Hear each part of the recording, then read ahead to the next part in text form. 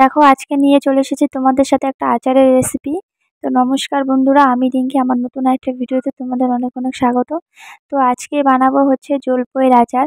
তো এই আচারটার জন্য কিন্তু প্রথমত আমি দেখো অনেকগুলো জলপাই নিয়ে নিয়েছি। আচার বলতে কি, এটা চাটনি, তুমি এটা আচার বানিয়ে শুকিয়ে বানাতে পারো। আমি যেহেতু বানিয়েছি এখন সবাই মিলে খাবো দেখে, দুপুরে মানে রোদ্রে বসে সবাই মিলে খাবো, সেই কারণে কিন্তু আমি বানিয়েছি। তো প্রথমত দেখো আমি জলপাইগুলোকে ভালো করে মানে, এটা একটা ভাইরাল রেসিপি বলতে পারো। আমি মোবাইলে দেখেছিলাম যে জলপাইগুলোর গায়ে এমন আর কি চাকু দিয়ে গোল গোল করে ঘুরিয়ে ঘুরিয়ে মানে কাটতে হবে। পাকা জলপাই হলে খুবই ভালো হয়, যেহেতু আমার পাকা জলপাই ছিল না, আজকে জলপাইগুলো রেখেছি কাঁচা কাঁচা, সেই কারণে কিন্তু কাটতে একটু অসুবিধেই হচ্ছিল।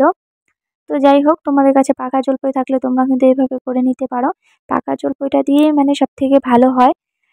কি করবো, যেটা আছে সেটাতেই বানিয়ে নিতে হবে। তো এখন দেখো জলপাইগুলো কিন্তু আমি কেটে নিয়েছি, অনেকটাই সময় লেগেছে যেহেতু কাঁচা।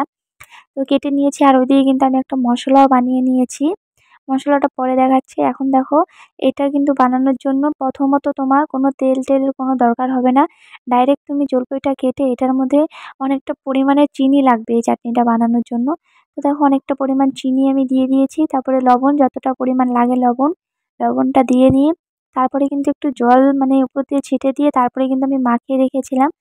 এটা কিন্তু প্রায় আমি ১ ঘন্টার মতো মাখিয়ে রেখেছি, যাতে চিনিটা একদম গলে যায়, মানে জলটা ছেড়ে দেয়। তোমাদের কাছে যতটা সময় থাকবে ততটা সময় নিয়ে নেবে। তো এখন ভালো করে মাখিয়ে রাখছি। এদিকে দেখো আমি মশলাটা করে নিয়েছি, গোয়া মৌরি, গোটা ধনে আর হচ্ছে শুকনো লঙ্কা খালি খোলায় ভেজে আমি কিন্তু মিক্সিতে গুঁড়ো করে নিয়েছি। আর এদিকে জলপাইটাও রেখে দিচ্ছি। তো এখন অনেকক্ষণ প্রায় ১ ঘন্টা পরে দেখো জলপাই থেকে কিন্তু জলটা ছেড়ে দিয়েছে। এখন আমি আচারটা বানাবো। প্রথমেই বলেছি কোনো তেল কিচ্ছু লাগবে না। ডাইরেক্ট তুমি কড়াইটা গরম করে দেখো, কড়াই কিন্তু গরম হয়ে গেছে। কড়াই গরম করে তুমি কড়াইতে দিয়ে দিতে পারবে। এখন দেখো কড়াইতে দিয়ে দিচ্ছি। দিয়ে কিন্তু আমি ভালো করে একটু নাড়াচাড়া করে, যেহেতু আগেই লবণ টবণ দিয়েছি, এখন কিন্তু কিছু দিতে হবে না। পরে তুমি টেস্ট করে দেখে বুঝতে পারো, যদি কিছু লাগে দিয়ে দেবে।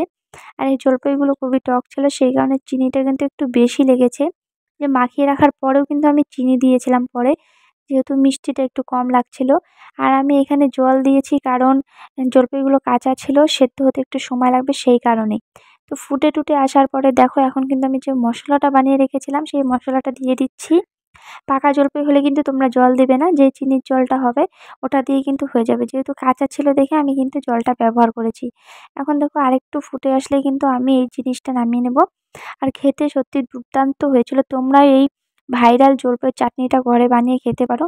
দেখো খুবই কিন্তু টেস্টি, লোভনীয় দেখতে হয়েছে, খেতেও কিন্তু অসাধারণ হয়েছিল। তো এই রেসিপিটা তোমাদের কেমন লাগলো অবশ্যই কমেন্ট করে জানিও। দেখা হচ্ছে তোমাদের সাথে নতুন আরেকটা ভিডিও নিয়ে।